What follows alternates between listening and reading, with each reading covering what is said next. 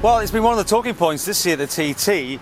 This baby behind us, this brand new fencing, Mike. It's been well, interesting, should we say, from your point of view, because it's certainly changed things. It's been an interesting concept, and we were very concerned right at the beginning whether this was going to be a practical proposition or not.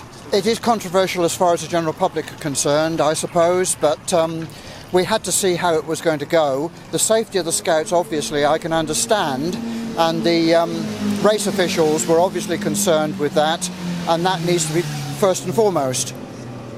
We wanted to see how it was going to operate. It's not too bad if you're looking from the grandstand. We can see out, apart from the spotters in the front, and they are looking obliquely up the course, and of course with binoculars across almost a blank fence, it's impossible to do it. So we've had to introduce a new radio system from the light box, 2 spotters spotting the bikes coming in, and they're relaying that information to the Scouts on the scoreboard. Did you ever have a problem before with anyone getting injured? I mean, or was it just one of those things that's been a risk assessment? It's a risk assessment, it's health and safety. We've never really had any problem. I think the worst scenario is splinters on the scoreboard itself. Right.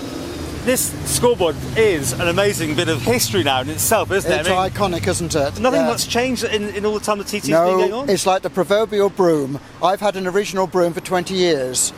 And I've had 3 heads and 2 handles. Explain to people who've never seen it. I mean, we live in a digital age, of course, now. But this was before that was unavailable. Let's come down here, yeah. We have a scoreboard here indicating the bike rider's number. In this particular case, it's 89, with a lamp above it. The lamp above it will indicate when that rider gets to Cronknamona, which is about 1.5 miles from the finish. That will indicate to the grandstand and the pit lane the bike is approaching. Beneath the light we have an indicator clock, 0 indicating grandstand, G for Glen Helen, R for Ramsey, that's the Ramsey hairpin, and B for bungalow. So when the clock gets round to B, we know soon after that the light will go on, and that's all manual by our Scouts in the light box. And you're getting fed this information backstage, and people then, the Scouts behind there are moving things and... Absolutely. And most people think on the grandstand that this is all automatic. And of course people are painting up numbers, the speeds and that sort of thing. Yes, they're painted behind, and we have Cub Scout messengers, or our younger Scout messengers at the back, taking the time slates, banging on the back and putting it through the hole that you see there.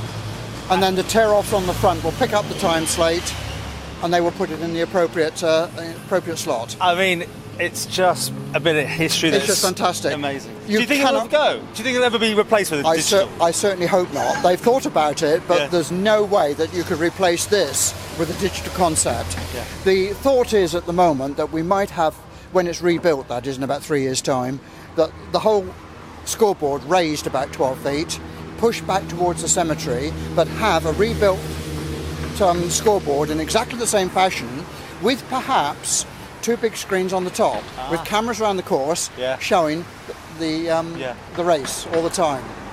Well, I wish you well, and so back to this fencing. It has. I can see what they're saying. If you're looking straight across, you're okay. But if you're at an angle, you have got a problem. Yeah, that's right. In fact, I'm supposing that they have everywhere fencing this rate, but maybe... Well, it was there to protect us, and I suppose I can't argue against that. It's caused a little bit of a problem down at the far end because it's a bit narrow down there, so it gets a bit cosy, but we've managed.